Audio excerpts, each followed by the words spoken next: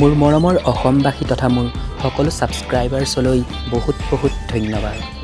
আপোনালোকৰ মৰম আৰু সহায়ৰ বাবে আজি মোৰ চেনেলটোৱে 1000 ছাবস্ক্ৰাইবাৰ সম্পূৰ্ণ কৰিলে।